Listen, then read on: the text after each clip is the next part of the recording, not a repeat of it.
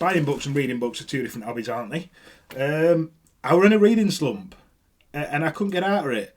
I was fantasy fatigued, shall we say. This last few months I've read loads of fantasy books. And I personally find that when I read a lot of fantasy, one after another, I just get a bit tired. And I needed something to get me out of it. And usually, whenever I'm in that kind of zone, book shopping helps. So I did. I went out 2 days ago to loads of charity shops and I bought loads of books. And I'm going to talk about them today with you. These cost me like £4.50. And this bag here didn't cost me out from charity shop and they didn't charge me for it. So that were a win in itself. There's loads of books in here. There's like, I think there's a fantasy book. There's loads of crime and thrillers. Because when I'm in a fantasy slump, I love reading crime books. But a lot of these books that I picked up, I had no idea, never heard of them. Some of them I bought because covers were fit. Some of them I bought because blurbs sounded cool. But there was one fantasy book that I want to talk to you about first, because this was like a peacher of find. Like, oh, bargain. You ready for it? This one. Pick this up for 25p.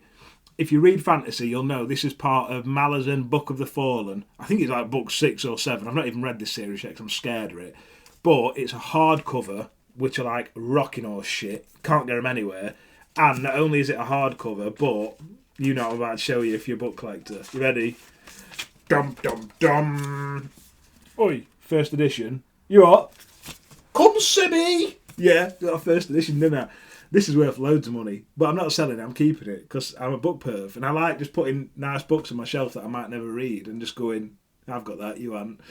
So yeah, I'm right happy with that. That's my favourite find of this whole book haul.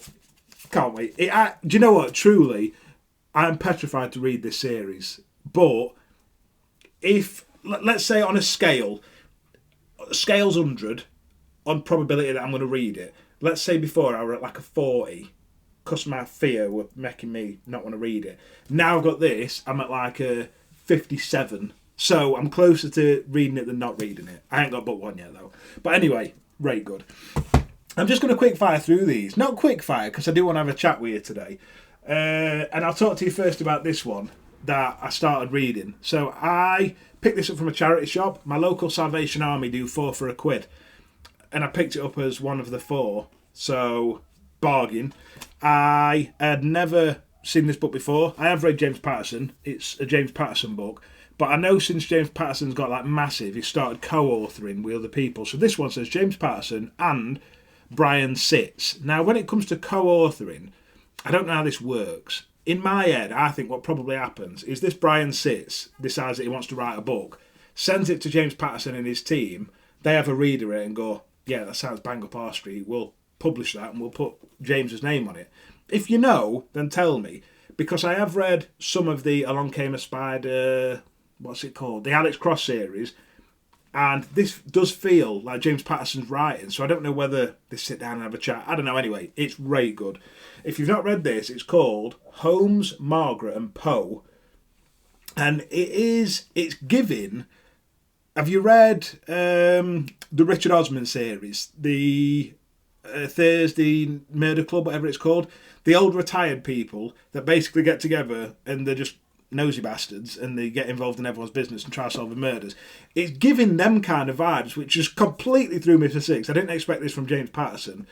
It's 3 people called Holmes, Margaret and Poe who are private investigators, PIs in America, and they're just in everyone's business. They're just like sarcastic, obnoxious, just funny, and they're trying to solve crimes. And it starts off where they go up to local police and they're like, we've solved this murder that you've been trying to solve. And they're like, it's not even a murder, we don't even know if it's a murder yet, it's just a missing persons case. And then they're like, nah, trust me, it's a murder, we know, you don't.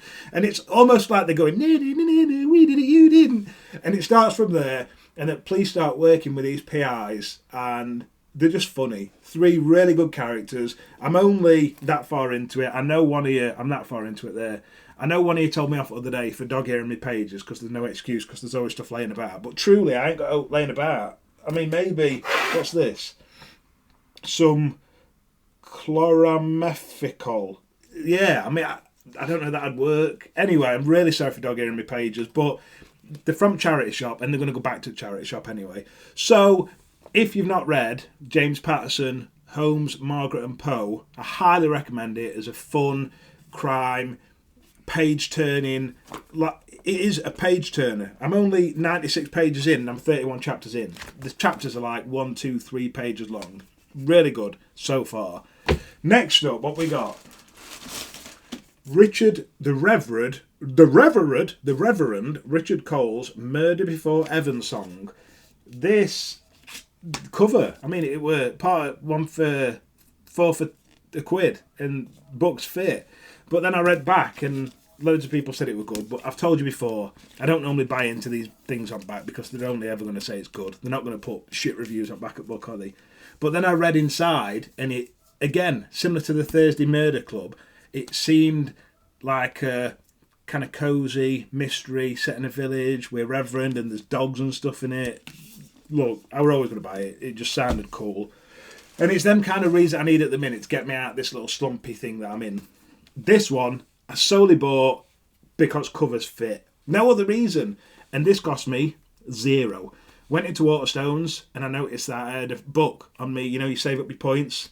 I'd saved up a book. And I was like, well, I'm going to use that. So I got this. It's called The Trees by Percival Everett. And it was shortlisted for the Booker Prize in 2022. Now, this actually sounds really good on the back. It was the blurb that sold me this book. I'm going to read it to you.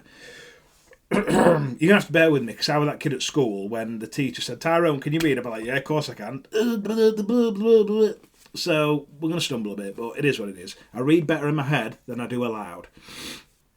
When the rural town of Money, Mississippi is beset by a series of brutal murders, a pair of detectives from the Mississippi Bureau of Investigation arrive, only to be met with fierce resistance from the local sheriff, his deputy, the coroner, and a mob of racist white townfolk. This they expect. Less predictable, however, is the second corpse which appears at a crime scene, that of a man resembling Emmett Till, the young black boy lynched in the same town 65 years earlier. As a spate of copycat killings spread across the country, what begins as a murder investigation soon becomes a journey into the soul of America's violent past. How good does that sound? Can't wait to read that. It's only like 300 pages.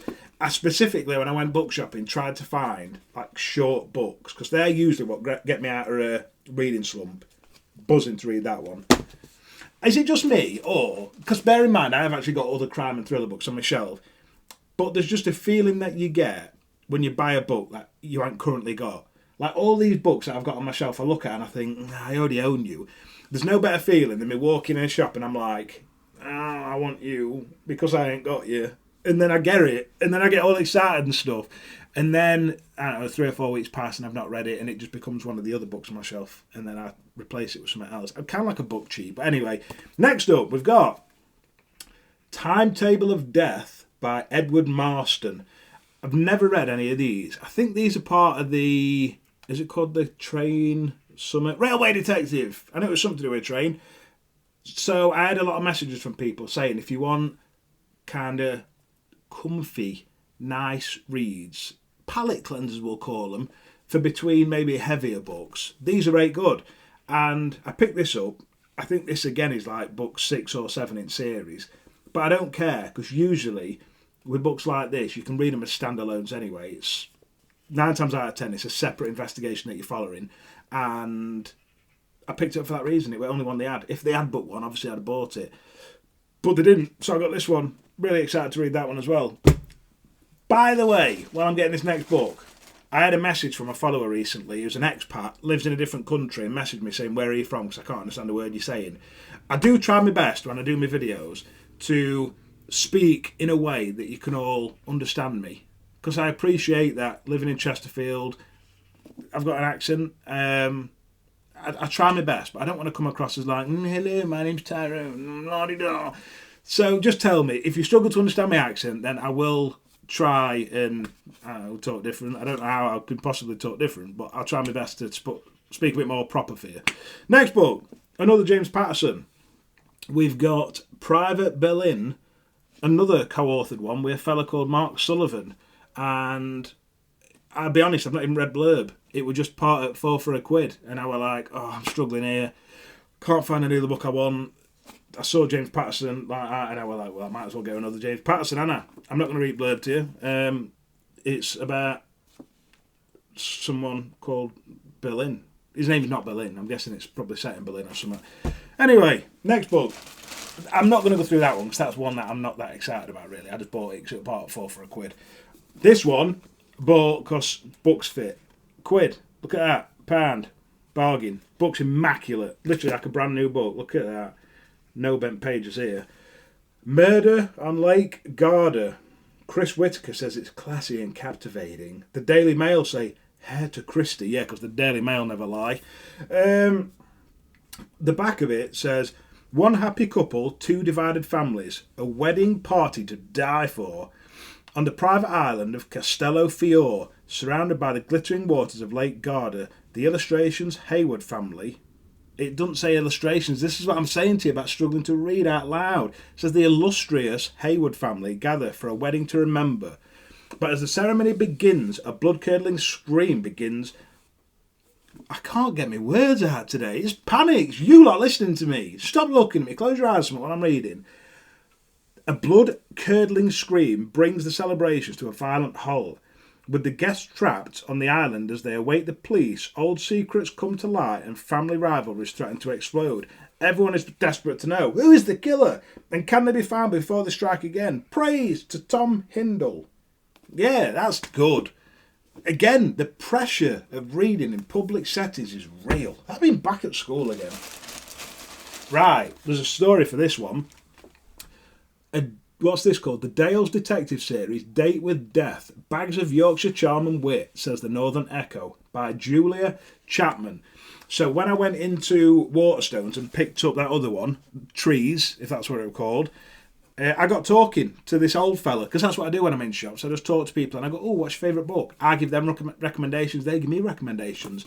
And he was probably 80-year-old, and he says, well, actually, I've come in today to get the last book of this series. There's like stupid books, I don't know, let's say there's 20. He said, I've read them all, and apparently she just released the last one, but she always says it's the last one, and then she brings out another one. So I said, oh, tell me more. And he just said they're really well-written crime mystery novels set in a fictional Yorkshire town. He said there's a lot of Yorkshire humour, references to Yorkshire, and I was like, that sounds bang up my street. Even though I live in Chesterfield, Chesterfield's like here, and Yorkshire's here, like Sheffield's right above us. So we're right at the top of Derbyshire, but we're right at south of Yorkshire. So I'm literally 2 minutes from Sheffield. End of bypass, Sheffield. This sounds right good. I actually added the author, Julia Chapman, on my socials the other day.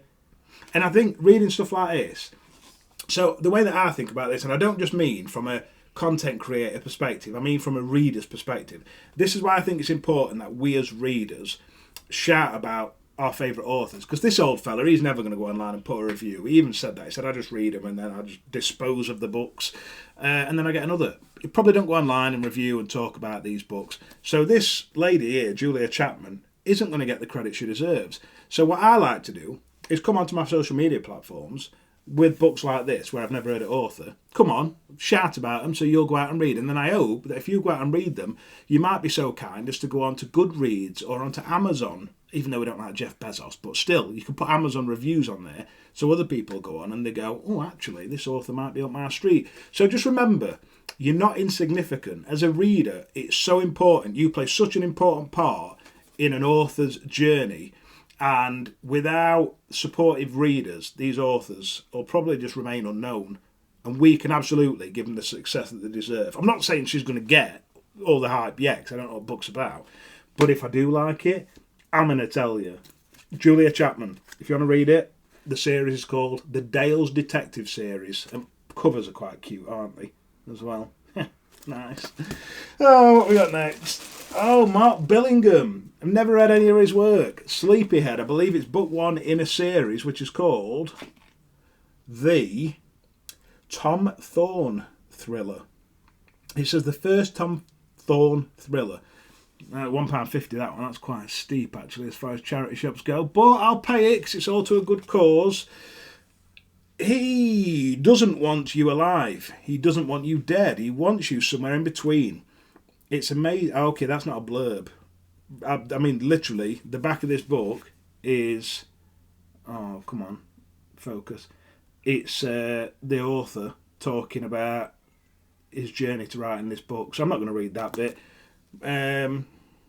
Yeah, no idea what this book's about because it appears that there is no blurb for it. Mark Billingham, Sleepyhead. If you've read it, drop it in comments and tell me what it's about and if you loved it. Next up, what we got? The X Hex. So, someone recommended this to me ages ago when I was reading... What book were I reading? It were Abby Jimenez, Part of Your World or Yours Truly. Read both of them last year.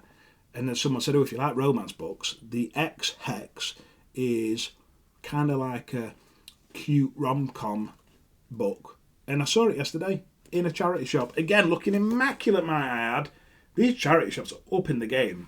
Literally stocking some quality, brand new books. I think people just go out, they buy a book, and then they just send it to charity shop. Because Vinted, you can get books on Vinted now for like 50p. If they look like these kind of books, obviously fantasy books, people are trying to become entrepreneurs and millionaires and stuff selling them. But these kind of books you can get on Vinted for 50p, so it's hardly worth your time. You might as well just send them to charity shops. You gain back, and then you get these books in these conditions because these people aren't psychos and they don't dog ear the pages.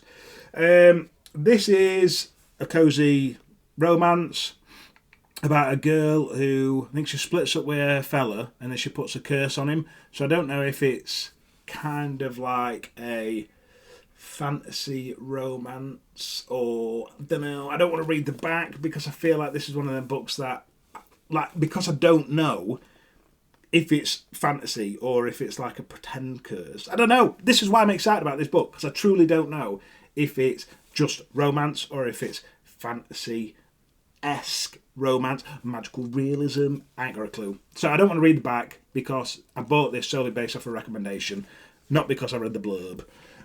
What we got next? Oh, this is a... Here you go. Stephen King, fairy tale. So this man is an author who I keep saying I've given up on.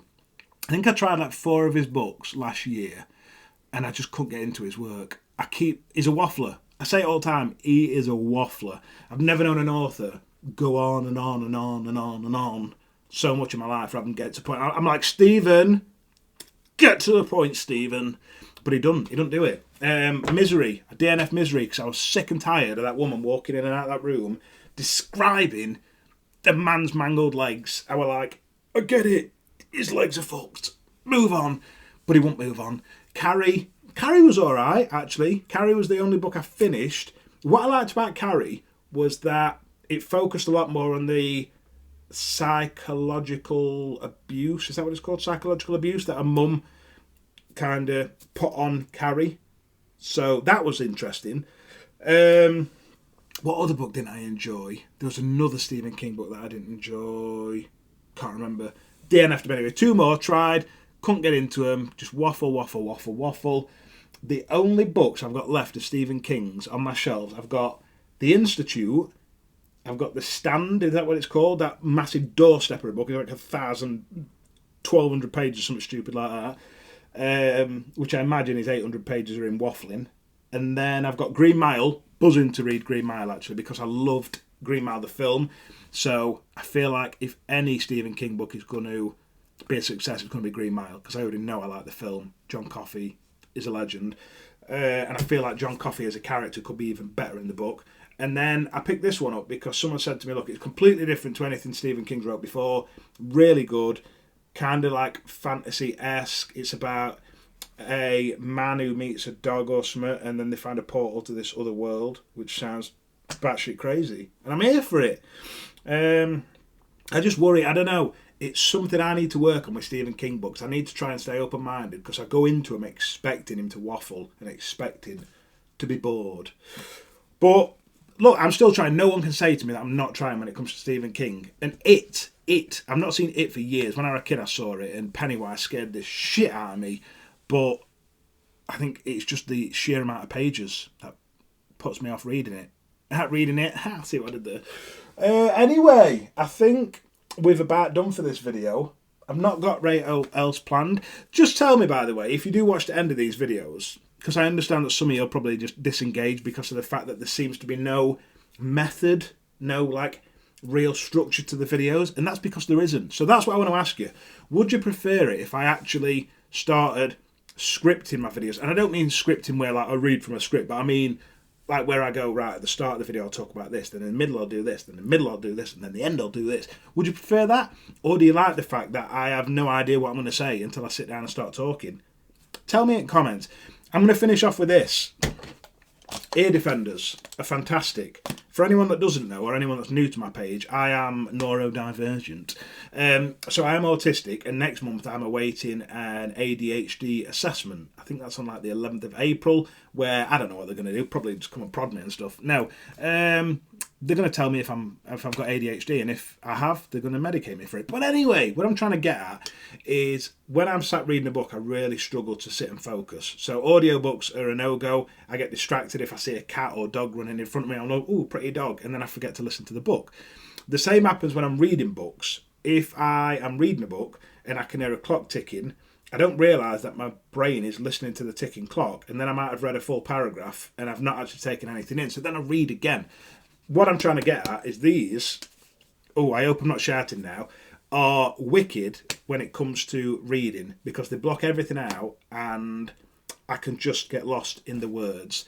Top tip, bought from a charity shop about a year ago, £5, get them a good clean. And they changed the reading game for me.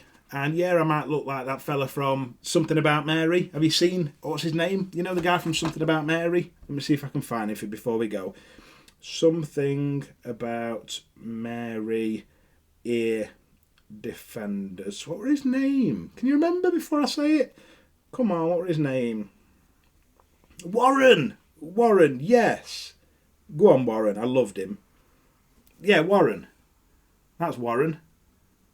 Every time I put them on, I just think of Warren. Look, I'm done. I hope you've had a good time here. I've had a really good time. I love you all so much, and I truly mean that. Nothing makes me happier than coming on here and talking about books, and I hope that shows. If you've not already subscribed, just bloody do it. This year we're going to have all sorts of massive changes. I've got a lot of weight to lose. I've gained 6 stone this year, but I'm off all my prescribed medication. I'm off antidepressants. I'm off anti-anxiety medication. I'm off sleep medication. I've started exercising a few times a week now, and I just think this year is going to be a fantastic year, and I can't wait to bring you along for the journey. Anyway, bye, Felicia.